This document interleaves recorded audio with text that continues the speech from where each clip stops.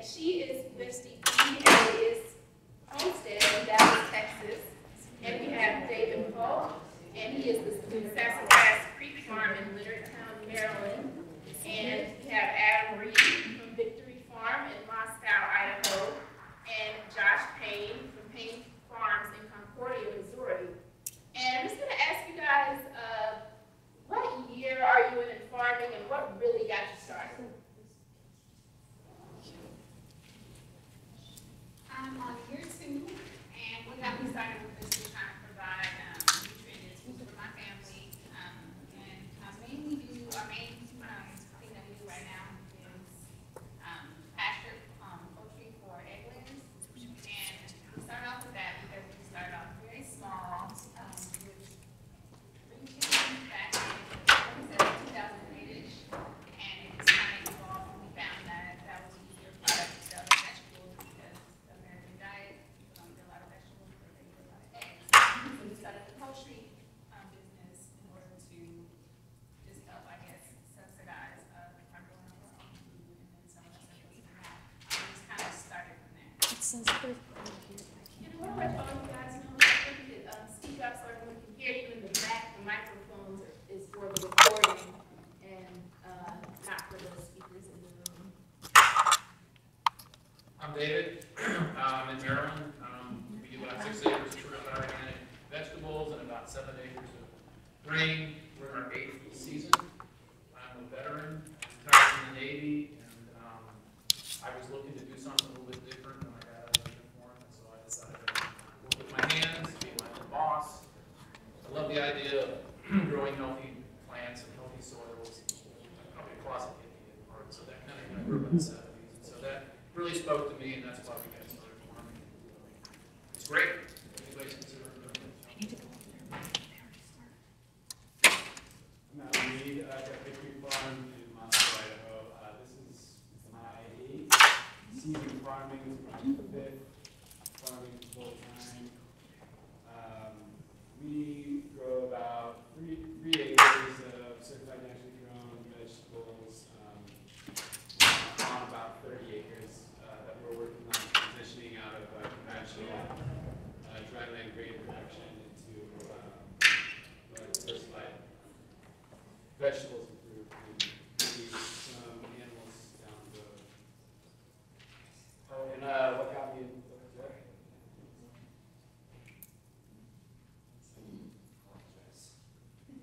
what got me into farming was I got into it actually through working in restaurants, so it's sort of a natural extension of just an interest in food, and yeah. All right, yeah, so my name is Josh Payne. I've been farming for about 8 years, like you guys as well. What got me into farming was very different. So we farm about 600 acres. I'm a retired high school English teacher and basketball coach. And so I got into farming. Check. It was honestly something I didn't really have anything to do with. It was conventionally corn and soy. And so I've been in the process of transitioning a 89-year-old man from a conventionally tilled corn and soy system into and now we're at complete continuous living cover on all of our acres. We're adding some chestnuts and some cider apples where all the neighbors will think we're crazy, and so it's been an interesting but very different path maybe for me. So. Thank you. Any questions in the audience yet? Josh, where are you from? Oh, yeah. I'm from about 2 hours west. I'm from close to Kansas City, Missouri. Right, central Missouri. Okay, so now that you're farming, what has been the greatest challenge, and what have you guys done to overcome that challenge? Where do you want to start? Whoever wants to go first. All right. Sounds good. Yeah, I think my greatest challenge is always a worldview challenge. I come from the education world, and my wife, she's sitting right over there, and We lived in the city, and we didn't understand. We thought we could schedule everything. So I came back to the farm, and I thought, oh, I'll have enough time to plant on every weekend. And I forget that rain and weather like adjust things. And so like I've had to learn a completely different way of life, which is slower, which I can't plan, I can't schedule. It really changes my worldview. But I think the other part of that is I've had to deal with a very industrial worldview from my grandfather, and the humility of learning how to listen to him and to being able to hear his wisdom, to be able to move slowly without just imposing my worldview on him, to be able to build consensus before we move on to a new technique that I would like to do. It's really that's been very hard because I like to move fast.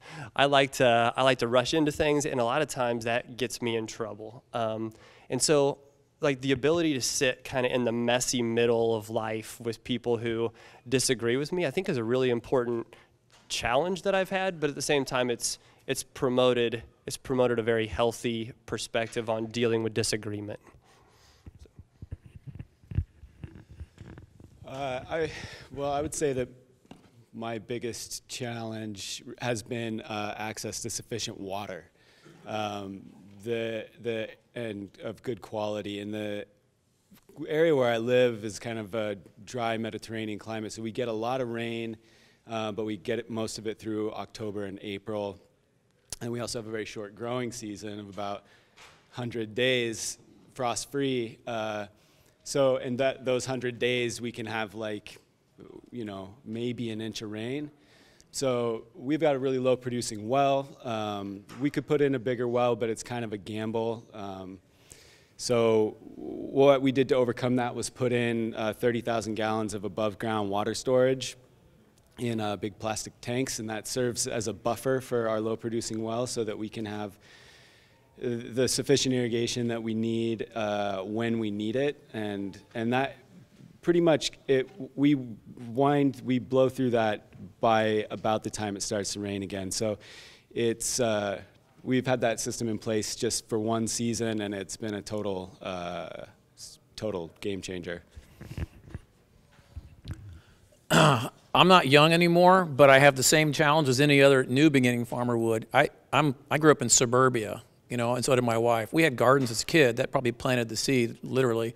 But then I had a career in the military, and so I don't have a farm background. And so learning how to farm organically, and the practices and the skills I needed, it was probably one of my biggest ramps on how to do that. And then it continues to be, as a sort of we're a relatively small group of people in a big ocean of a lot of other agriculture out there.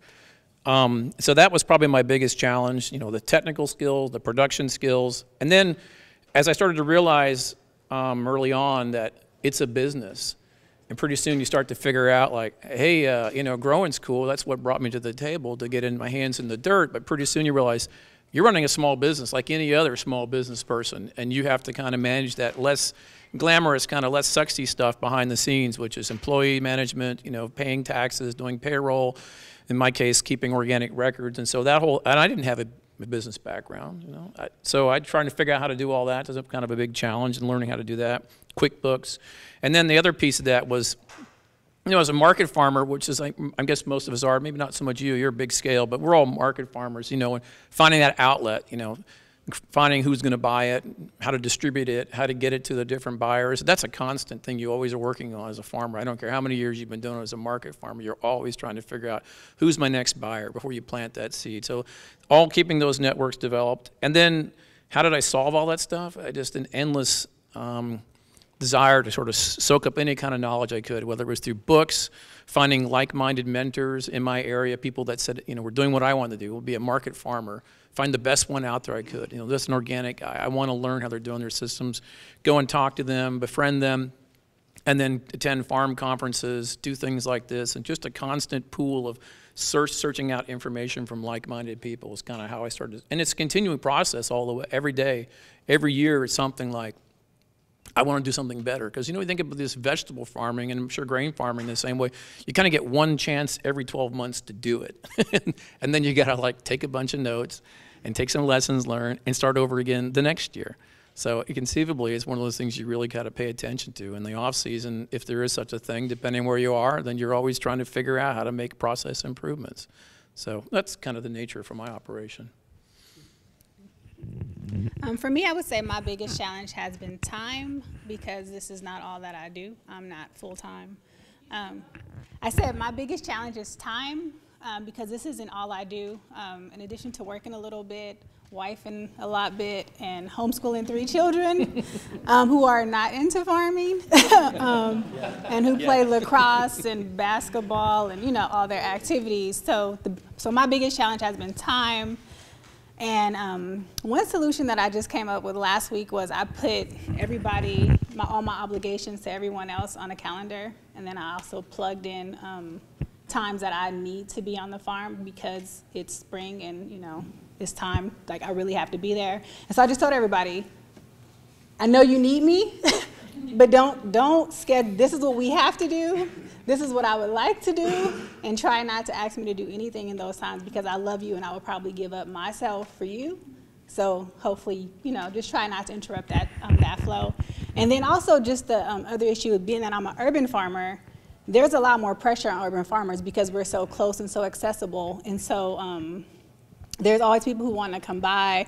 I do a lot of work with our neighborhood children, so they're constantly coming by. And so it's like, it's beautiful because you're in the thick of it and you have easy access to customers, but because you're also in the thick of it, there's also a lot of extra burdens on you that aren't necessarily farm related, that are more social. Like I said, just in terms of my children, and everybody else that comes with that. And so I guess I'm still trying to figure out that balance of how to make being in an urban environment work to, you know, to appease everybody, including myself. So. Any questions from the audience? Actually, Adam, did you inherit the farm, or did you just go into it and say, I'm gonna buy 600 acres? Well, no, I didn't buy 600 acres. That was him, Oh, or sorry. he didn't buy. He didn't buy it. 600 acres either. Yeah. No, I started out farming. So I went to school at Washington State University to study organic agriculture. While I was in school there, I got access to a half-acre of ground garden space, basically, that I could lease from a guy that had some infrastructure in place. And I started growing on that half-acre and just direct marketing to some local restaurants. While I was in school, I was doing that. And then I was also working a full-time job, and I did that for 3 years. But I actually got a USDA beginning farmer loan to purchase the new farm. And one of the stipulations I found out, basically when I first got interested in farming, was like, what were the requirements for that loan? And to be considered a beginning farmer, I don't know if it's still this way, but it was when I did it, you had to have at least 3 years experience farming, not more than 10. So that's why I kind of started, even though I was very small scale, I still formed a company. I have a Schedule F on my tax returns for farm income, and I was able to take that to the Farm Service Agency 3 years later and be like, look, I have 3 years of experience, here's my tax returns. And then it made getting the loan, it was still a big process. The whole thing took 4 months, I think, to go through the mortgage approval process to get the loan to buy the new land. And so I bought the 30 acres in 2014. In the fall, and then so the first year we did put in a well and did a little bit of cropping out there, but it was mostly a failure, and I was still at the other place, which was in town. And then 2016 I was out there full time, so this will be my 3rd season at the new farm. And we're it's just now getting to the point where all the infrastructure is starting to work together. I mean, it was just a wheat field, there wasn't power, there wasn't a water, there weren't roads or anything. So, yeah, but that USDA beginning farmer loan was how I did it. Okay. Yep. Thank you. Mm-hmm. Any more questions? Okay, to segue to the next question, being new farmers, has anything ever occurred where you were like, hey, I just throw my hands up, I don't want to do it anymore? And if so, what made you stay farming?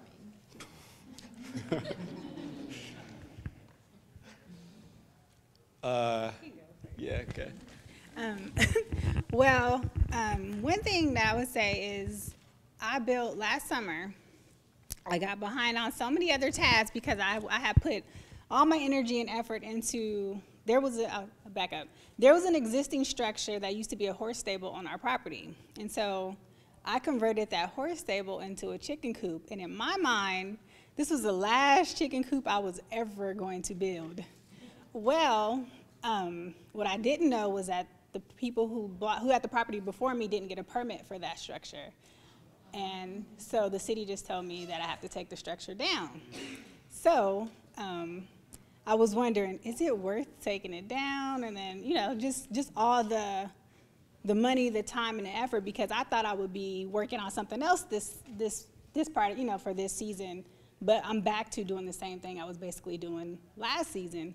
But I'm gonna stick with it because I enjoy what I do. And I've developed a rapport with my customers, and I wouldn't want to let them down. So I'm still, it's not my last chicken coop that I'll ever build. And I'm actually, you know, trying to, I guess, redo that. I want to say as we speak, but as soon as I get back home, that's what my life will be, is taking down a structure and building up new structures. Farming can be very humbling. And I'm talking market vegetable farming. You know, we grow probably 38 different crops. Within each of those crops, tomatoes might be 8 or 9 different varieties. You work really hard. Since I'm second career, I guess my answer is a little different. Is I had a background of being pretty well understanding who I was, what I was capable of, and had some self-confidence in when challenges arose. And maybe that's something different if I had been a lot younger when I started farming. But nevertheless, I'm still on the same footing, you know, as a beginning farmer. I still don't know what happened and how to fix it. So the answer is, I just persevered. You just get through it. And I would tell you that there's hardly ever a season that goes, something new, like how am I going to build a high tunnel? How am I going to put a greenhouse up? How am I going to get a water on my farm? And there's always these things, always a couple of these things sort of out there nagging in the back of your head, like I have no earthly idea how the heck I'm going to do this.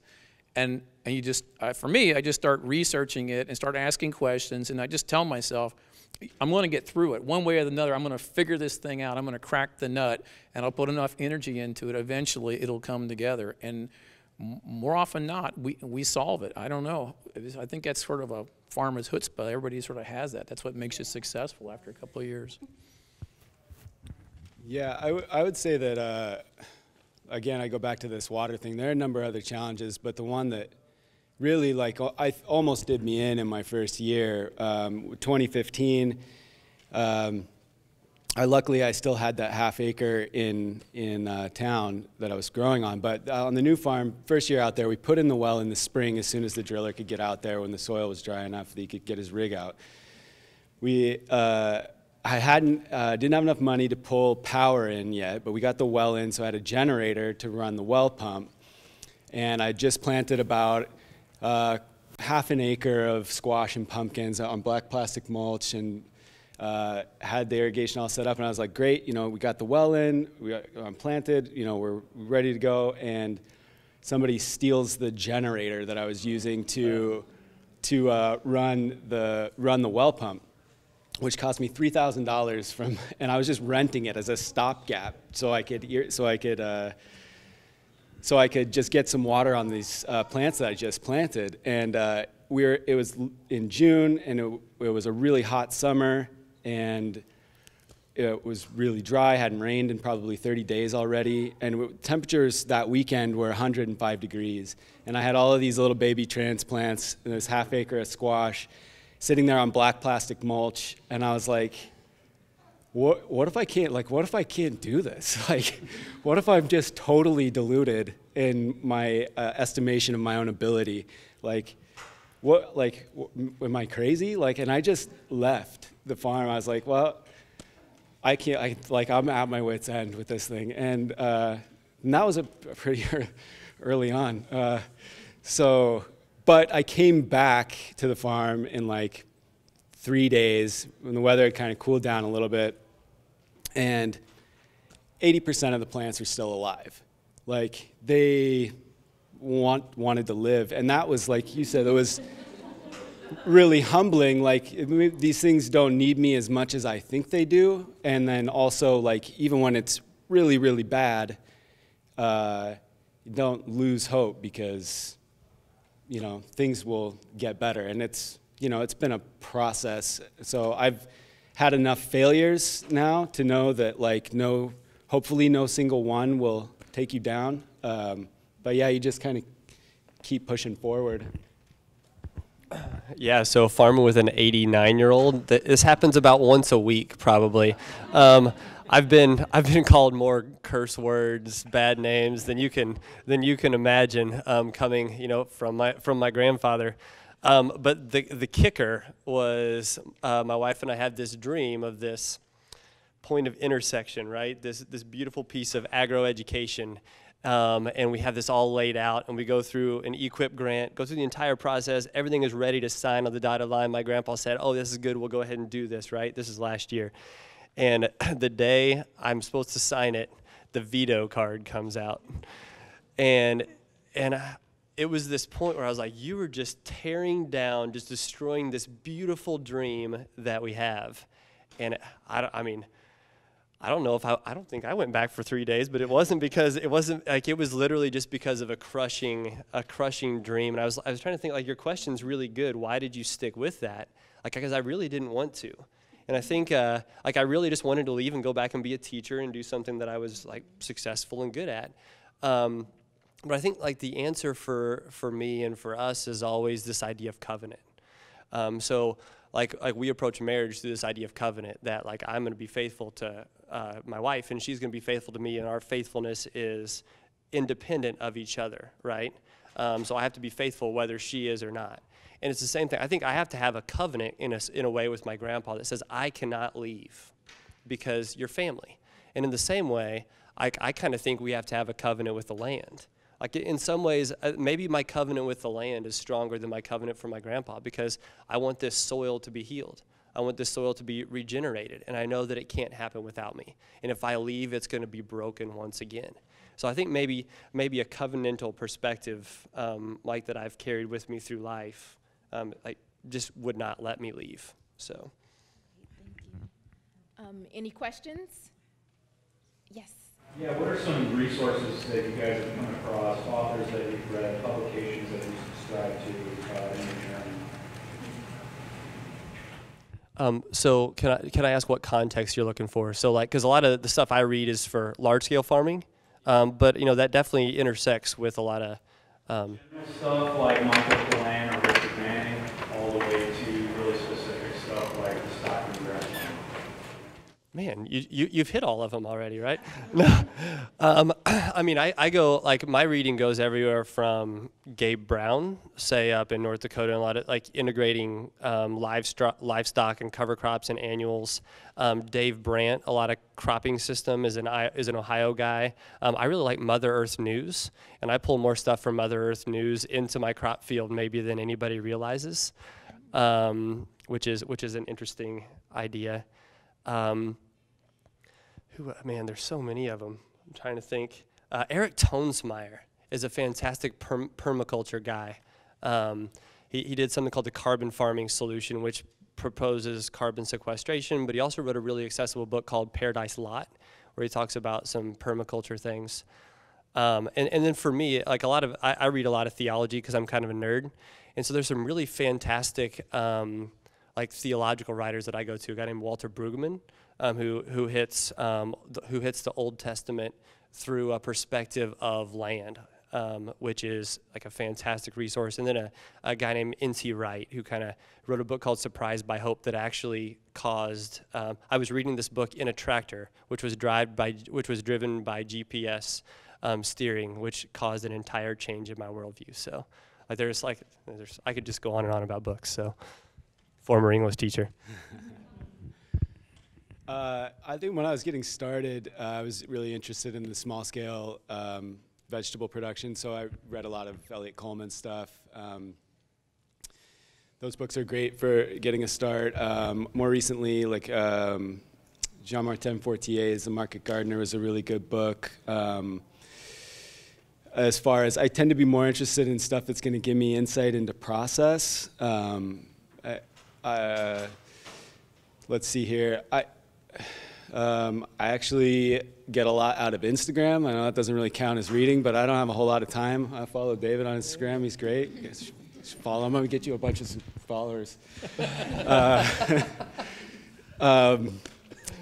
Yeah, I actually I don't have a whole lot of time to read these days. I'm reading The Lean Farm by Ben Hartman right now, and that's been really useful. I'm kind of ready to start thinking about that now.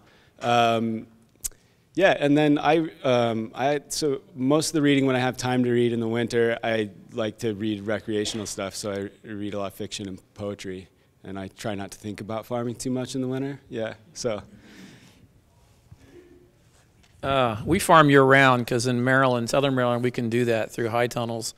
So I'm envious I don't get a break, but it's by choice. There isn't any one given book that I have found. It's like a collection of books. The one's been mentioned. It also, I would add, in addition to books, it's about kind of having a vision and finding a like-minded mentor. Early on, I put a network of people who I admired and inspired me, and when you go to their farm, it blew me away because there was way too many things happen, and then slowly keep going back, and picking up ideas and then reinforcing that with books and understanding. And so you sort of have the technical side of how to grow, in my case, vegetables.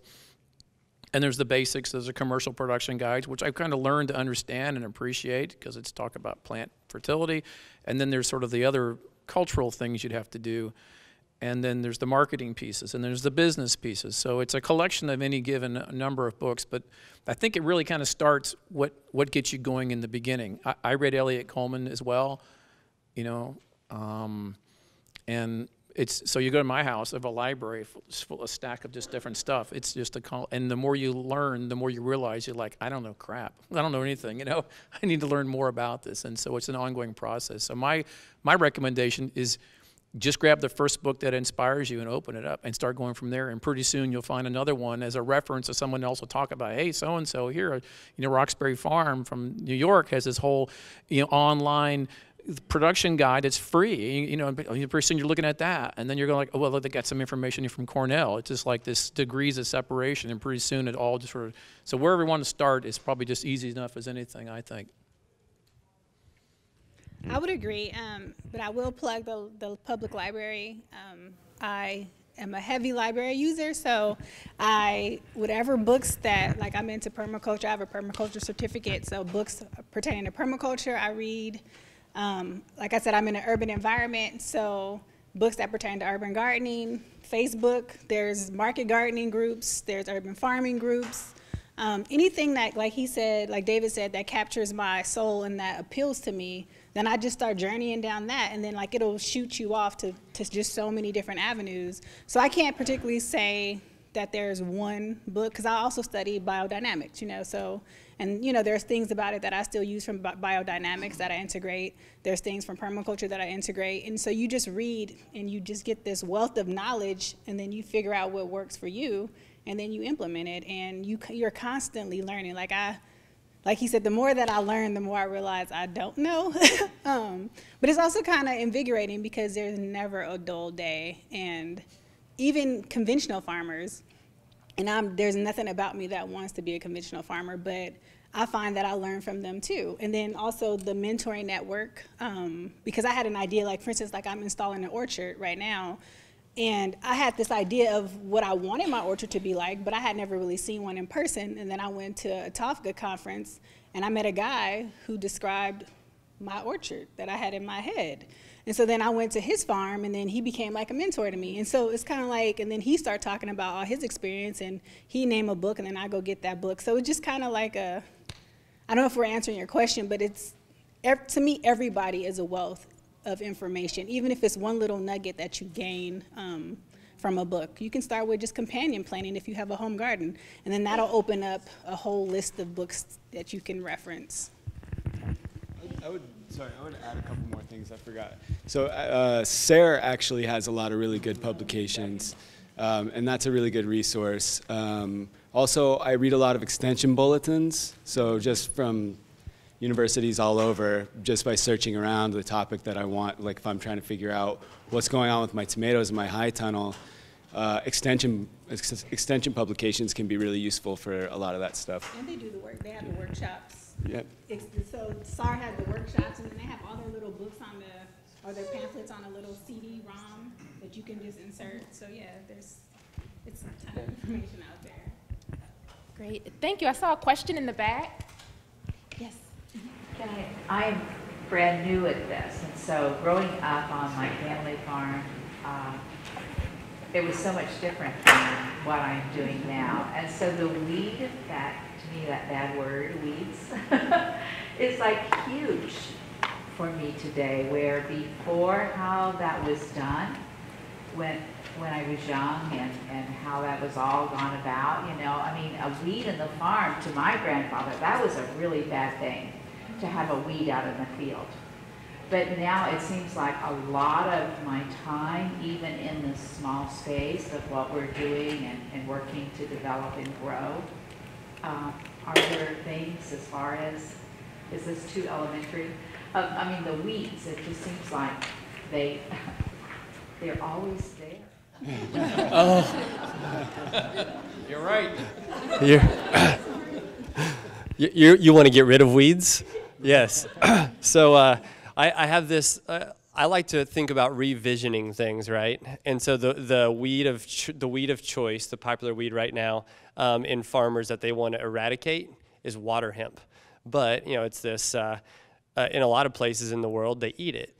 So what I'm going to have a big feast this summer on water hemp, so that we can reimagine and like think of things. But like in terms of practical ways, like we use two different types of cover. Like we use a fall terminated cover crop, which very much holds down the weeds in our early season vegetables, and also like early season crops if we're going to plant it. And so, so like that big biodiverse long season winter frost terminated cover crop will hold down weeds early season for us. And then I turn around and I'm going to plant, say, tomatoes or cucumbers or anything else into a cereal rye cover crop, which also holds down weeds. And so then, like what we're trying this year in our garden, our home garden, is a no-till organic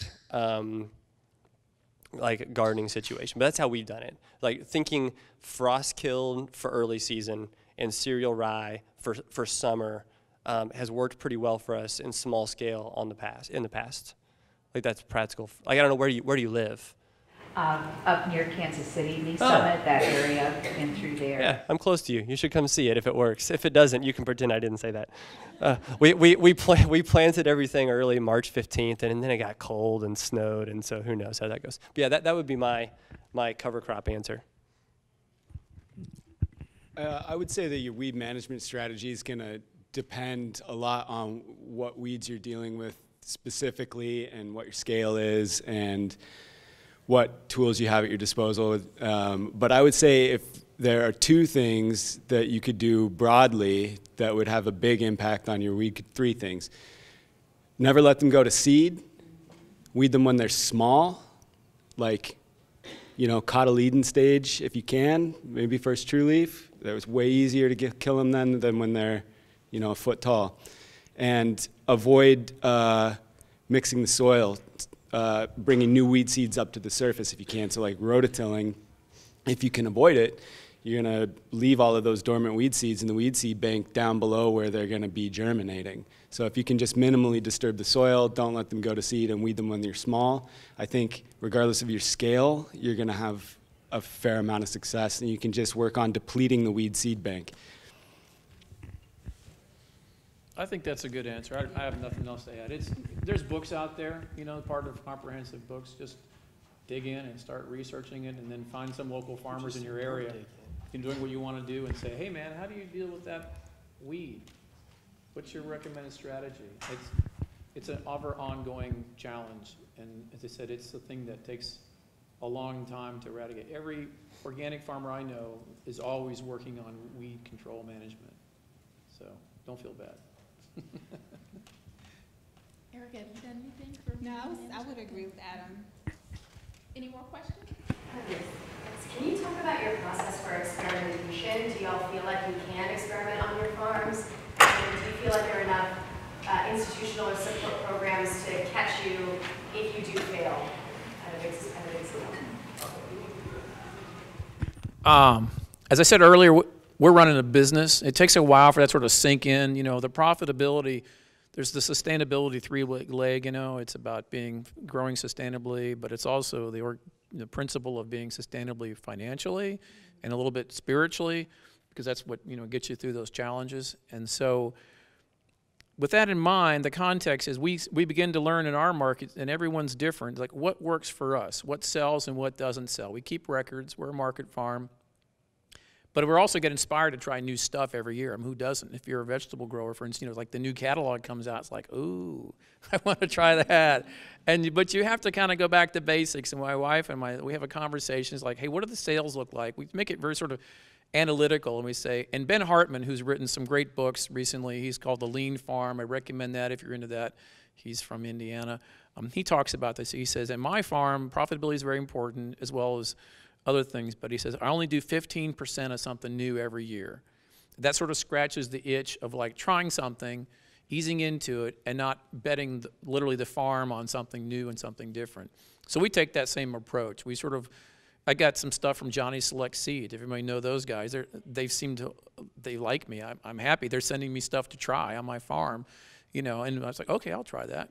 But we would never particularly go crazy on just doing, you know, like 10 acres of cucumbers. We're so small that we would never plant any one big thing of anything. I know the bigger operations, you could get crop insurance to sort of cover you if things going to go south on you. But as a market farm, we don't do that. We just diversify enough with so many different things that we go with the season that we're not going to change it too much. We'll try a few things, see how that goes, evaluate at the end of the season. And then at the same time, we'll also say, if that worked, we'll grow a little bit more. And if it doesn't, maybe we'll change it. Or maybe we'll look at why that didn't work so well and maybe assess it and come back to it. But we never count on anything like a crop insurance or a bailout like that. We just never want to go there. And we also expect that every one season, something is going to go down the toilet. And it isn't necessarily going to be the same thing every year. You know, the weather is so crazy. You might get a huge rain event. You might get this huge drought. Some disease pressure blows in. And so we sort of count on any one thing is not going to be doing the way we expect it to. But we're diversified enough across with the crops that it's going to carry us through. So we like to experiment a little bit and stick to the basics, and we expect some failure, but we don't, you know, ask for any kind of an insurance policy or something like that. Did that answer your question? In one aspect, yeah, but what about technology? How often do you experiment with sensor? Yeah, you took it in a different way. I wasn't expecting. Okay, I'm sorry, I didn't understand. Yeah, technology. I'll let someone else go with that. You're a technology guy. I mean, to a certain degree, the whole thing has been kind of an experiment because I'm self-taught. So the big thing with experimenting with technology is you look at like even a tractor implement for my scale, or I imagine even your scale is, you know, $3,000, $5,000, $10,000, depending on how sophisticated it is. So like I would really like to experiment with like crimping down cover crops and transplanting a larger stuff into in dryland farming into a crimped down cover crop, but buying a roller crimper, doing all this stuff when it's like I'm just trying to get the season off the ground and it's like, is it even going to work? I've considered doing a SARE grant for it, but I kind of always seem to miss the deadlines. So, and really like, you know, we're just trying to stay afloat. So I'm trying to figure out better ways to do things.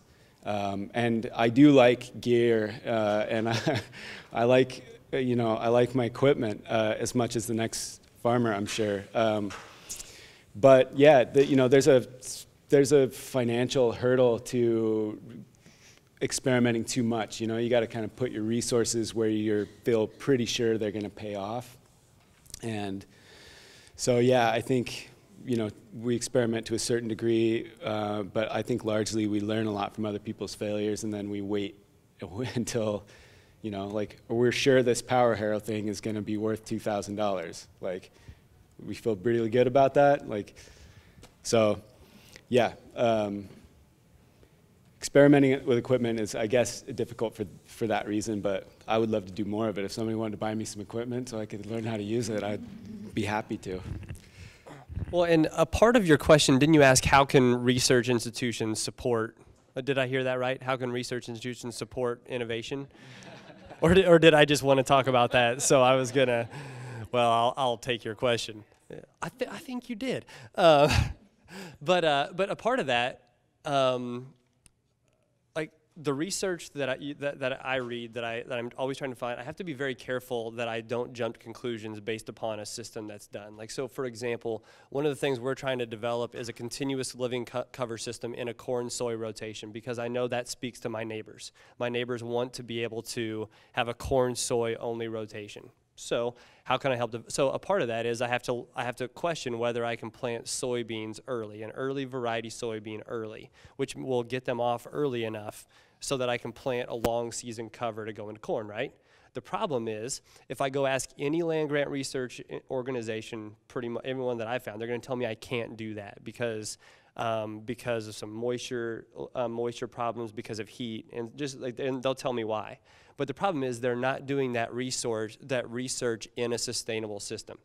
Like, they're not doing that research in a system that I'm going to be putting that in. So of course that won't work in a tilled system, which is where they're doing their research. Of course that won't work in a no-till system, but will it work in a system with a huge amount of biomass that's shielding and providing moisture and weed prevention, all these other things, and keeping soil temperatures cool?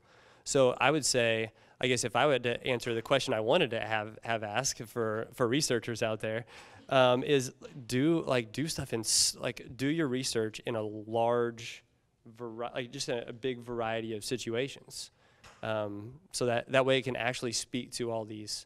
I found like the research lags in planting green for me. The research lags in effectiveness of roller crimping, in like the effectiveness of termination, the percentage of termination. So that would be my wish list. And I think, like, just to go back to advice, then you got to be really careful what you read, and be careful, like, will this then work in my location? Will this work in my system? And so, Erica, did you? Oh, I'm low tech. I'm low tech. I don't. Like, one of the guiding principles for me is, I don't know if you've ever seen it, but it's a documentary about Cuba, how Cuba survived peak oil. And so that's pretty much how I try to see what I'm doing, is how do I survive. So I'm not into the tractors. I try to do as much hands-on as possible. And I also, like, one of my other guiding principles is the God that I serve didn't make it hard for me to grow food. And so I try to keep it as simple as possible. So I'm not the techie. I'll circle back and just quickly say, I love equipment, but like these guys, it's got to pencil out. So I want to see someone else using it before I drop a bunch of money. But I would say, in terms of broader research, as an organic grower, there's a lot of areas that need additional understanding about disease management, about pest and insect control, using organic systems. There's a lot of things out there that we just feel like it's on the tip of the iceberg. And we get, where I live in the mid-Atlantic in Maryland, we get new invasive species. It feels like every couple of years, this new bug, this new thing came in from some cargo ship, and there it is. And all of a sudden, we're threatened. I feel like some of the research is a lot of opportunities out there on how to deal with those things and work within the natural world, finding, how to manage those things. That's where I would love to see additional dollars in research placed. Thank you. I saw a question in the back. In the back first, yes. For Erica, I was wondering, have you had any luck or experiences with using that community engagement you have to find, like, borrowing tools, or you've got your human resource because you're low tech, but have you had any luck, like, finding someone to loan you a rototiller? Or I'm actually a no-till farmer. Okay. But the community aspect is one piece that I have not tapped in enough to, and I have never even had to advertise, to be honest. Like, my business has literally grown organically. When I bought my 2 acres, I didn't anticipate, that would be my phone, sorry. Didn't hear it. She said she was low tech. Her phone's ringing. It's cool, keep going. Sorry. But when I bought my 2 acres, I didn't necessarily anticipate going into a business, to be honest. I bought a few extra hens, and my intent was, to sell the surplus. And it just kept evolving from there. And one of the things, I stepped out on faith because I ended up being someone asked me to be in a farmer's market. So I was like, oh, I'm going to need extra birds. And so when I got into the farmer's market, no, backtrack. I can't remember what my brain is going. But the point is, I never had to even market. And so what made me realize that I had a strong community of support was when I had these extra birds, I was like, you know, you learn all this stuff in these workshops you go to, like you have to have a marketing budget and you got to do this and that. And so I made these beautiful door hangers, right? And literally the day the door hangers arrived, a customer called and said, do you need more customers?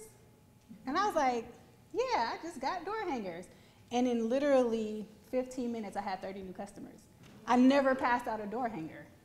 And so it let me know that I have a community of people that will help. So they do come over and they do help me. And it's better when I have adults. My main helpers are children. Which is nice in its own right, but I can't even lie. I wish I tapped into more, and hopefully this upcoming year, 2 of my girls are graduating this year, so I'm hoping to have a lot more time to actually schedule more work days and have more community support, and so that's one of the things on my to-do list. But for now, I can't say that I fully tapped into it, but I know it's there. Thank you. And yes. So something I feel like is often left out of these conversations is the human element of the farms. And I mean, Erica, you touched on it, like the time management piece, and you talked on it, Josh, with regards to, you know, transitioning your grandfather, the decision making. But I'm just curious about not just talking about it from like a labor perspective, but like decision making and like what are the human hurdles you've had to encounter with like starting your farm? So one of the things that for me has been, I'm kind of introverted, I'm not gonna lie. And so one of the things is like, I would suggest to anybody going into it is be you. And I don't mean from a don't take input perspective, but from a honor who you are. So for instance, if you know you don't like leafy greens, like that's me, in terms of growing them. Like I grow enough for my family, but there's nothing about me that wants to grow a bunch of leafy greens because that's the new wave right now. And you'll get so many people trying to tell you this is what you should do. Or when people were telling me about farmers markets, they almost scared me from going into a farmer's market because I was like, I'm not that person. And so then I have to constantly tell myself, you're not the only one like you. There's a market for people like you. Find that, stay true to who you are and find that market that's you. And I think that if we all, we're all diverse individuals, so I don't know how many people in here are trying to feed the world per se. Like, I think I'm trying to feed a certain portion of the world, and I think there's a certain portion of the world who, you know, fit my quirkiness and who are willing to support that, you know, support me in that. And so I guess to answer your question, the humanness to me is be who you are and, you know, and take what you can from all these other sources, but remember what you value and you know, and put an emphasis on that and not be constantly bombarded with all the stuff you're going to hear and learn, and just stay true to your soul and what you want in it. Can I add to that? Mm-hmm. Yeah, so I think it's not, I mean, that's definitely that's the core of it, you know, be you. But at the same time, I think we also have to look around at who's around us. So I know that I have a very unique skill set that doesn't fit within the typical corn-soy rotation. So I can try to stick that into the corn-soy rotation. Or I can say, oh, this is what I do well. What can I do differently? That's a good picture, Erica. So like I can fit that in there. And a lot of times in the corn soy world, it's, well, we're going to go and we're going to take our stuff to the elevator, and we're not going to talk to anybody. We won't talk to anybody about food, and that it leaves the human element completely out of growing. And so I have to look around and say, oh, this is what I'm good at. Like, how can that change the pursuit of the farm? I also have to look at my wife, right? Like, so she's fluent in Spanish, has a degree in international business. What role does that have on a corn soy farm, right? So then how can that then change the perspective of this? I have 2 daughters and a son, and they're all unique people, and figure out how does that work? My sister's a teacher. And so like to look around at the different abilities that we have, and to say, how can that then shape the farm? I think it's a really important part of the human element. So, yeah, I would say you know, for me, the biggest challenge personally has just been having some degree of work-life balance. You know, farmers are pretty notorious for working, you know, long days. You know, you got to make hay while the sun shines and all that. And for me, there's been this process of remembering what was the lifestyle I wanted to have when I thought I wanted to start farming, and what lifestyle do I actually have now, and like how is that different, and am I living the lifestyle that I thought I was gonna have? Because I would say that some people thrive in that environment. I have a fiance that doesn't work on the farm; she's not involved in it, so I can't give 100% of myself to the farm continuously, because then I'm just a shell of a human when I get back home and I have nothing to contribute to my relationship, which I've been told a number of times. So, so trying to figure out, you know, how to get everything done on the farm that needs to get done, and there is, I mean, that is endless. You could work on the farm forever and never get everything done. So if you know, like to always have a project ahead of you, become a farmer, because you'll never run out of projects. For me, I had to learn to draw boundaries for myself. And that was kind of difficult when you're self-employed and you're like, if you don't do that thing, then it doesn't happen. You know, if you don't plant the tomatoes, you're not gonna have tomatoes to sell in July or August. So trying to balance all of that with having a partner that's not on the farm, that's tricky. I also took on a business partner.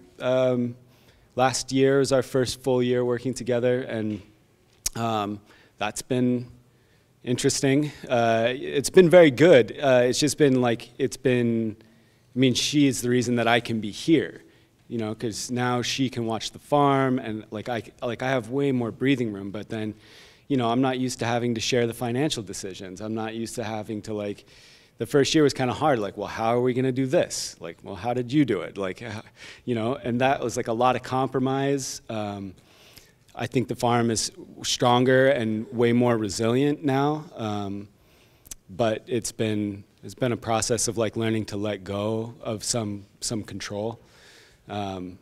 Which I think has been good for me, and it's helping me to achieve the goal of work-life balance, which is my number one goal for this year, is to try to get to the end of the season without being like a husk.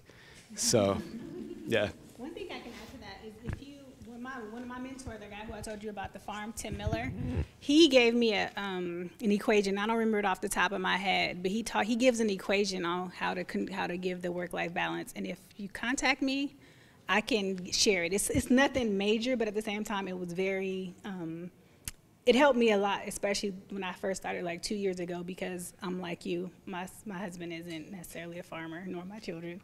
And so just having that balance, and he basically, from what I remember off the top, he only puts in 40 hours a week. He keeps parameters around what he can do, and he has it broken down into 75, I might be misquoting, but 75% is what stuff that has to do now. And then he does another 10% or 15% of the next year or two, and then he saves 5% of his time for projects that are 5 years and out. So he literally has an equation on how he schedules his time within that 40-hour work week that he does. And I thought that was amazing, because like you said, it's so much, if you ask me what needs to be done right now, the list is never ending. And so you can get swamped and, and overburdened, but just trying to create that balance. Did we answer your question? Are you farming? Okay, so you're looking work-life balance. Other thing I would add, this is all spot on. Don't take on more than you can't. Politely learn how to say no. Understanding that I'm a type A person. I want everything to be perfect, and realizing that, about myself, it isn't going to be. Realize that, you're going to have some weeds. You're going to have this, and you make those sort of risk assessments. I would also add, I have really good employees, and my whole farm is girl-powered. And they are phenomenal, and I always am hungry to empower them to continue to do more. And they're running the farm right now. I'm not here. My wife's at work. They're running it, and so putting my faith in my employees and help them doing that. and they really rise to the occasion. They really take a lot of load off of me, and so that makes me really happy. And so that's part of my balancing act too. When did you, as a small farm starting up, when do you guys find that you're saying, I really need more manpower to help me do this next thing? When do you make the decision to bring more people on? I mean, most people started as family farms, you know, of some sort. When do you make that decision to bring more people into it to help you get to that next level, or plant that next thing, or start that next project? I'll answer that question first. I say the very first year I brought on a guy from local college who worked a couple days on the farm. The very first year you should do it. That's my recommendation. You may not think you may do it.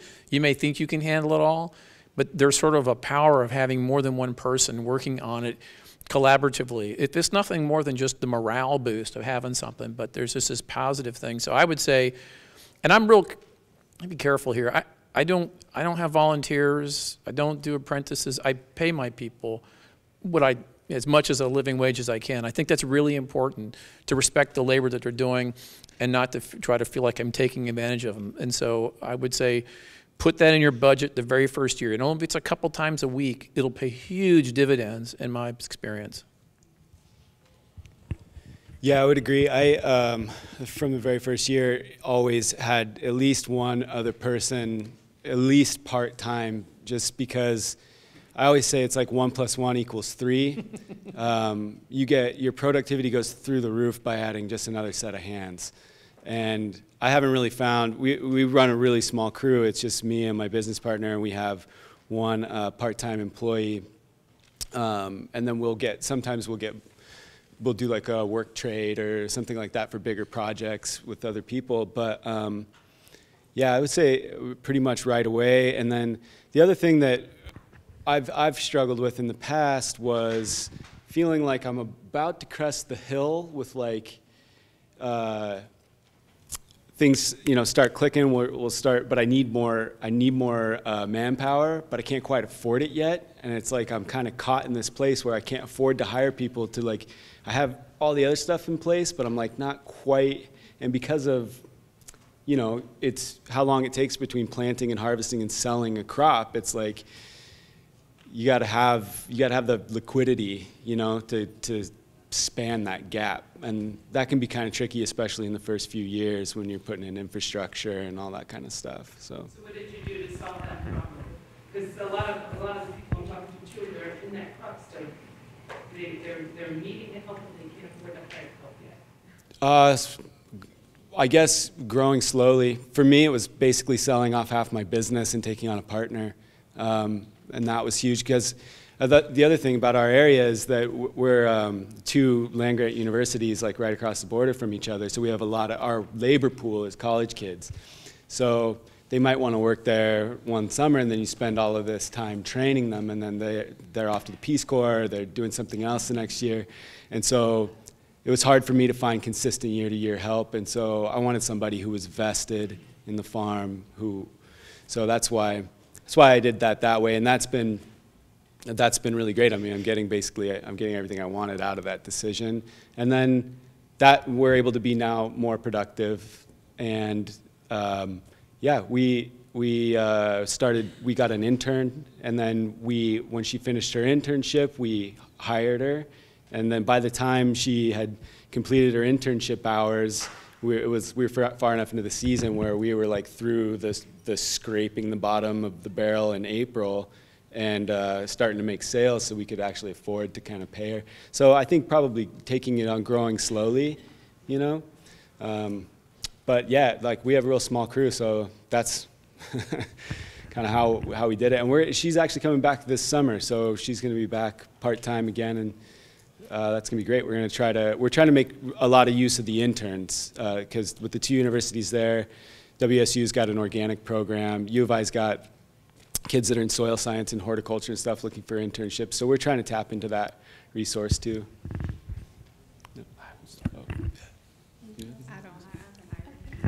And we have a question up front, right here, in the lady in the middle. Okay, no. Anyone else in the audience? Yes. I was wondering if you could comment on how helpful the extension service has been in terms of publication, with crop short courses, and especially interested in vegetable crop, high tunnel, greenhouse, area. And Adam did touch on that. Yeah, okay. Well, we've got a really pretty active small farms extension at the University of Idaho. I can say that I probably don't make a whole lot of use of the best stuff that they do, but they do put on, like they put on a FSMA workshop recently, so we were able to go to that and get our certification for food safety training. They put on a lot of educational stuff. Field stuff, I'm not quite so sure. Actually, my extension agent's here in the room. She'd be able to answer this question better than I would. But so you mentioned something about high tunnels. Well, vegetables in general. Oh. High tunnel or greenhouse. Right. So I don't really know. Like the main crops grown in my area are like big dryland grain crops. And so I think a lot of the research and extension information that's available through the extension, a lot of it relates to like field scale commodity crops, and especially down in southern Idaho, potatoes, onions, that kind of stuff. I haven't gotten a whole lot of resource necessarily from my local extension with regard to vegetable production, but I do reach out to other university extensions that are more tailored to vegetable production. I think the University of Maryland's got really nice stuff. Cornell is really good. UC, the University of California, Davis, got a lot of really good information. So I reach out to those ones that, those universities that maybe they do more research into vegetable production. Does that answer your question? Yeah. And that's good. Nobody should hesitate to stop at the state border. There's extensions in every state. Right. Some states have more expertise in certain areas. Totally. To go for it. Anyone else? How's extension help? Extension for me is part of my portfolio of resources, and it's across border too. Just because I'm in Maryland and I make use of my local extension guys and the research labs or research farms they have in Maryland, we talk all the time. I take a picture or something from the field, and I'm like, what is this? And the next thing goes, I don't know. And then next thing you know, they come back. That's part of, but I'm not afraid to go to other areas that do more of what I'm interested in. If I want to do storage carrots, for instance, I might reach to people, start to get a network of people throughout the region up in the New England states and say, hey, what's the technical details here, even though we're in different growing regions, but the mechanics and a lot of similarities, so I do that too. So I'm not afraid to cross borders. So it's a collection of lots of different resources. I would add that within the extension systems, some of it's probably a priority, at a higher level to what their focus is. Maryland's big on chickens. We got Purdue is headquarters in Salisbury, Maryland. So there's a lot of emphasis on chicken production and grain production, and vegetables is further down the line. So some of it might be just a matter of prioritizing funds. But my representative in my county has been very, very helpful in asking questions. And if he doesn't have the answers, he's usually pretty good about researching where I can get that stuff as well. And whether it's high tunnels or field production or otherwise. And we have a lot of Mennonites and Amish in my county. So without electricity, without modern, means of horsepower, it's a horsepower, literally. And so there's a lot of, but same questions come up. So there's a lot of, they're often reaching out to extension and go, hey, how do I solve this problem with sclerotinia in my high tunnel in the middle of January? So that kind of stuff is helpful. Keep up the good work if you're an extension person. Yes, another question, the gentleman. Yes. David, you mentioned, hiring someone early is something people try not to do, but you felt was a really good idea. For any of you and what you're doing, do you feel there's any methods or equipment, maybe something unconventional that people try and do without, and feel like people would be well served to try to do early on?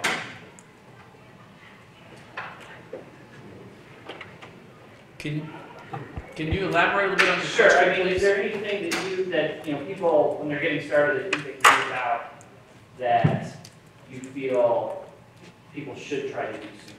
Like you mentioned hiring someone. Is there anything like in the way of methods or equipment that kind of feel on the same line. People think they can do without, but you'd probably be well served either financially or time-wise to do with it. You know, I would answer this question, yeah, I would say bring help on early. I think there's a huge power in that. You may not realize it, you know, and being close to university is a great way to tap into an eager pool that wants to be on a farm and get dirty. I don't have that resource, so I have to reach out into a community. Same interest, but so I think that's really important.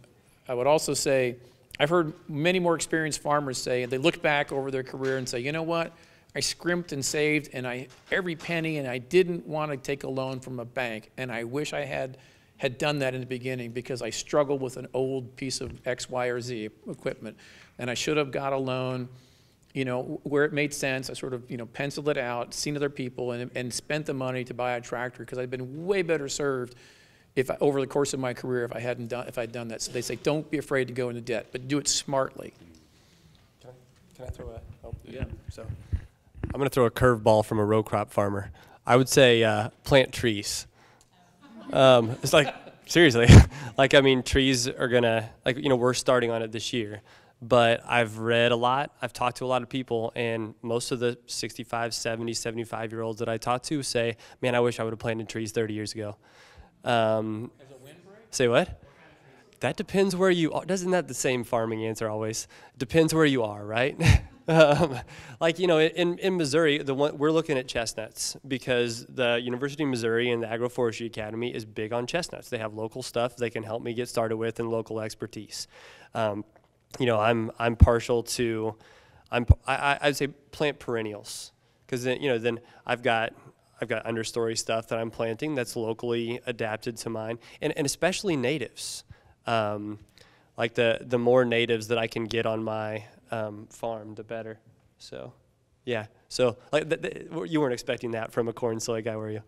So. Yeah, that's exactly the kind of thing I'm looking for. Yeah. So. The thing that isn't obvious. Yeah. But that is good. I agree with the trees, and I must, like, we've only been on our property almost 3 years now, maybe a little.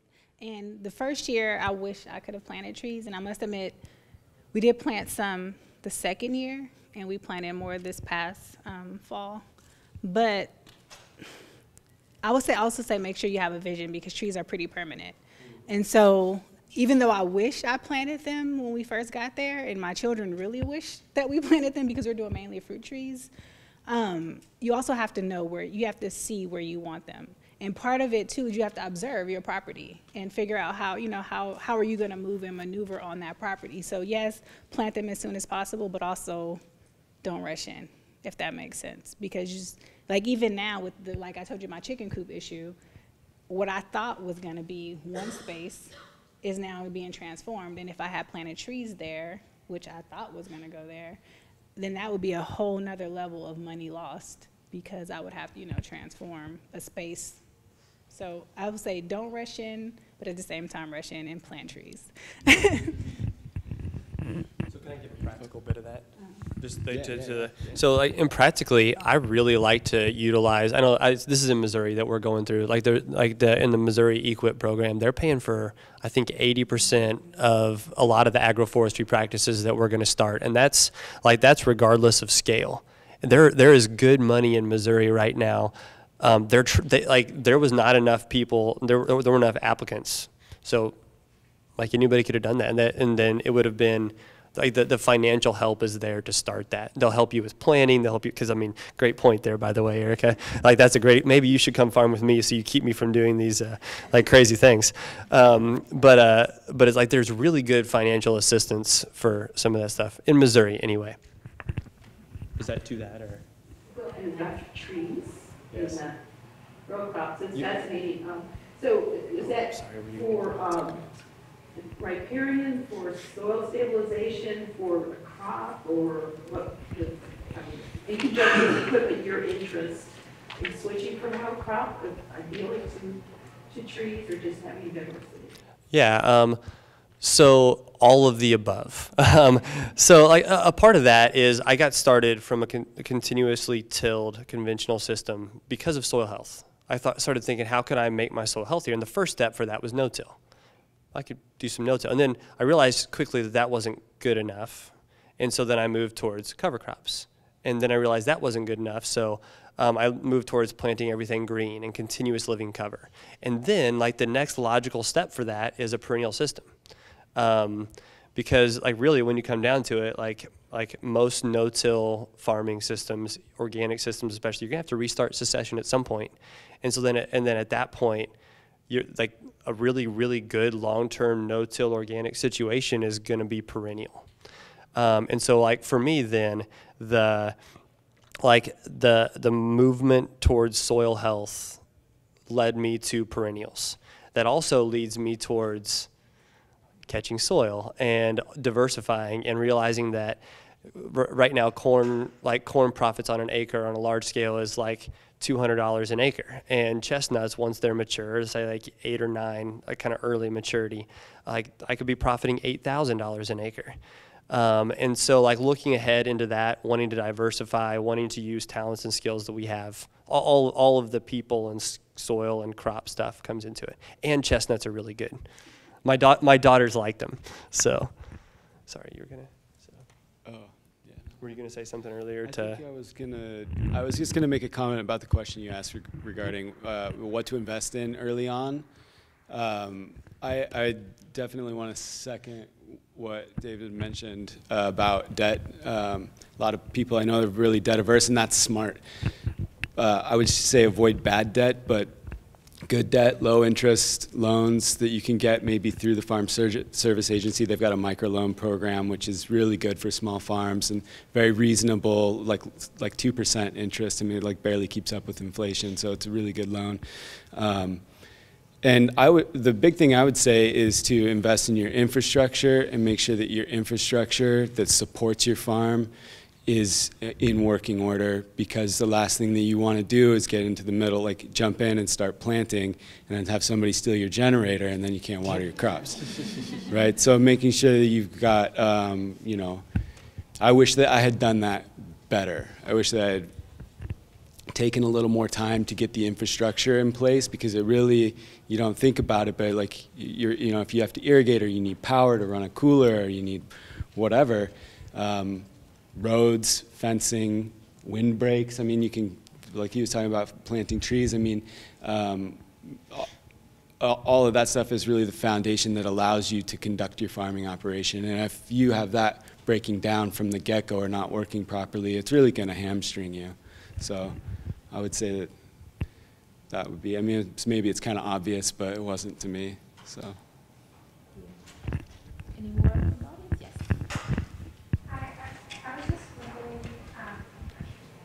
with your former jobs, like, what about the jobs that you had, like, was it a leap to go into farming, or did they inspire you? Was maybe the monotony of your old job what inspired you to go into farming, or did you love your old job and just want to try something new anyways? Or did you always, like, what was the shift? Why go from a teacher to a farmer, or from the military to farming, rather than a job that might be more profitable or fulfilling in another way?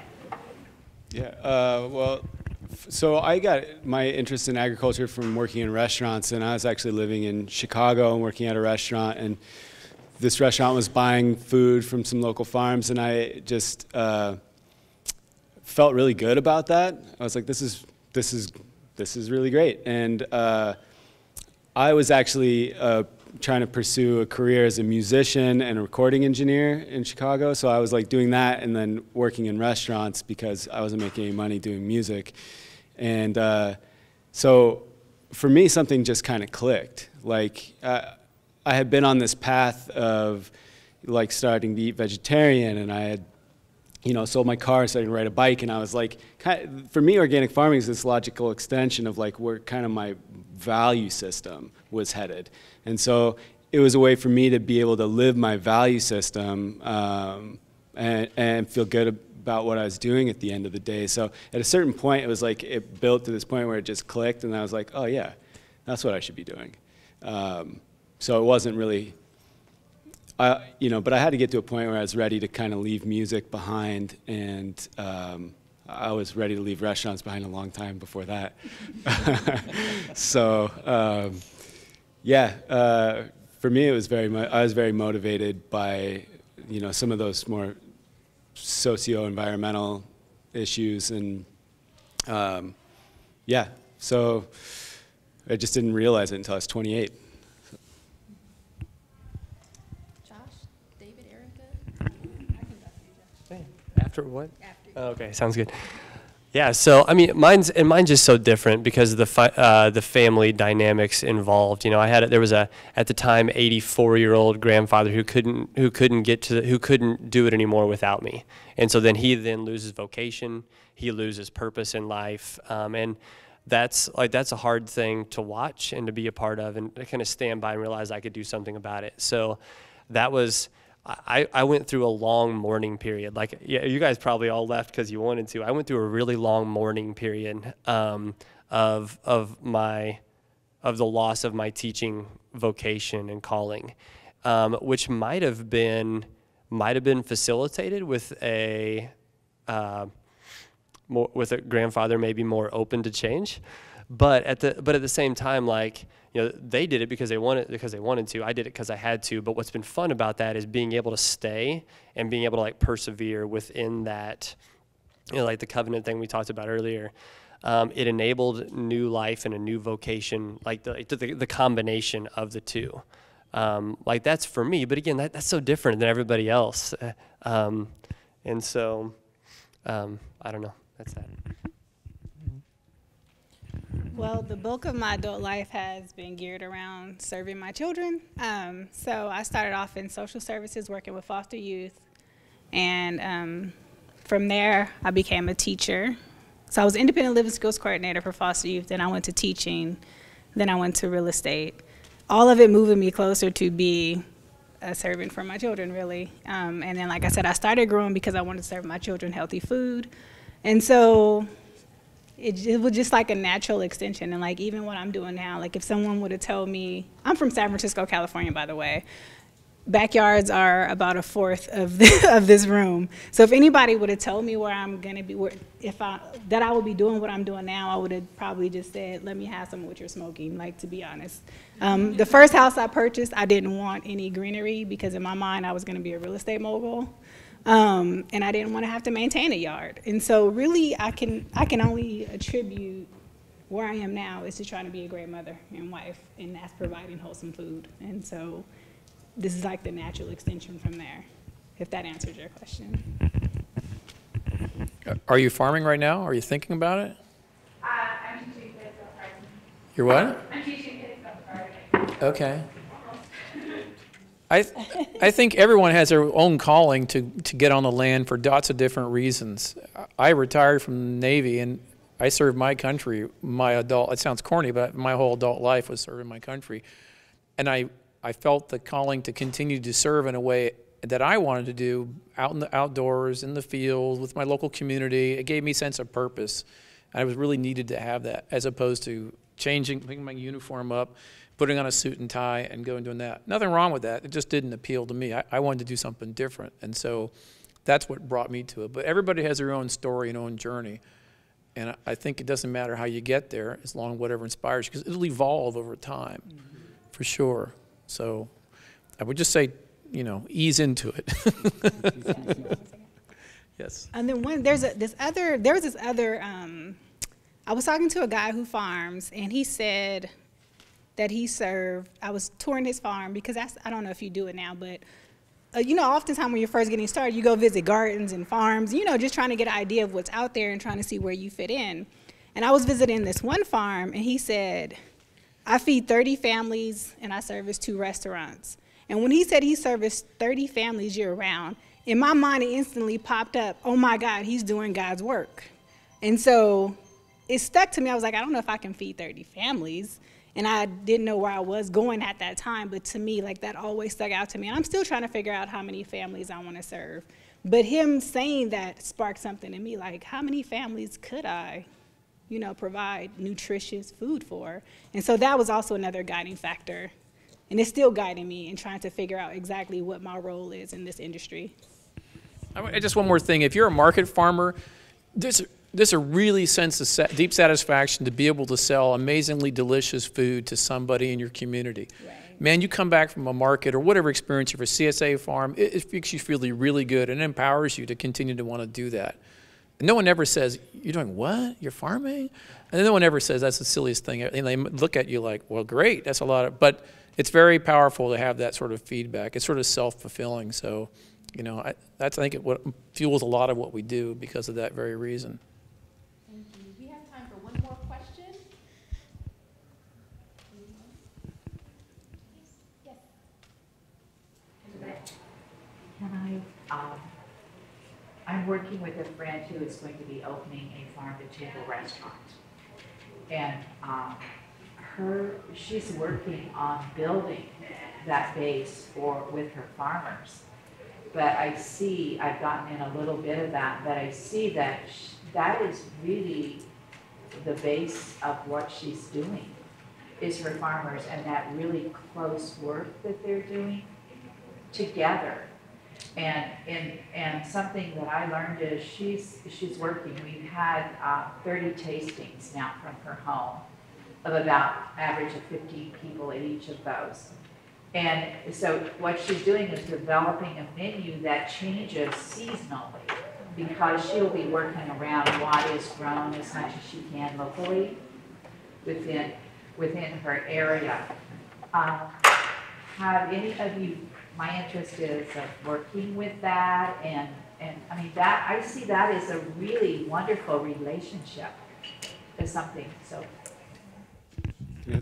yeah, my fiance owns 2 restaurants, so that's like this thing lies at the heart of our relationship. Like it started, like we met right when I started farming, basically because I was selling her vegetables. So yeah, there's it is, I can tell you that it requires a restaurant and chefs to think differently. They have to understand seasonality, they have to understand things that can go wrong on a small farm that don't necessarily go wrong in the distribution chain. You know, they can order from FSA or Cisco, they can get online, they can click, their order it shows up the next day on a pallet. It's like, you know, the food, who knows how long it took the spinach to get there from Mexico or California or whatever, but it does require, I mean, it's good that she's starting out with this mindset because it sounds like that's the biggest hurdle, but then making that mindset a part of the system so that it doesn't break down when she's not there, right? So the training the people who work in the restaurant about seasonality, training the employees like how to treat the food, like don't just throw it in the walk-in, like, you know, we pay a premium for this nice produce, we got to take care of it from the time it gets through our doors so it gets to the plate. So and we do a lot of work with other restaurants too, not just not my fiance's restaurants. So it requires a lot of communication, and it also requires the farmers to maybe do things that they're not used to doing. If they want to try to access that restaurant market, they've got to understand that restaurants do things a certain way, and they're different from the farmers market customers. And it requires some give and take on both sides and sort of mutual understanding of each other's circumstances. Because you're both running businesses and you both have pressures. I know there's a lot of expectation of small farmers in my area that will be like, come to a restaurant and be like, hey, I have 3 goats, do you want to buy them? And it's like, well, you know, we don't have goat on the menu. Like, or whatever, like, you know, so having, like the farmer having an understanding of the market that they're trying to access and be easy to do business with. And then it requires work on the restaurant's end of understanding how sourcing local food, local produce, whatever, is different from sourcing it from a mainline distributor, and changing your system, if that's important to you, to accommodate that difference. Sorry. Well, for me, I haven't sold anything to restaurants, and as of right now, I'm honestly not interested. For me personally, I love that I know my customers, and I would love to bring home cooking back into the home.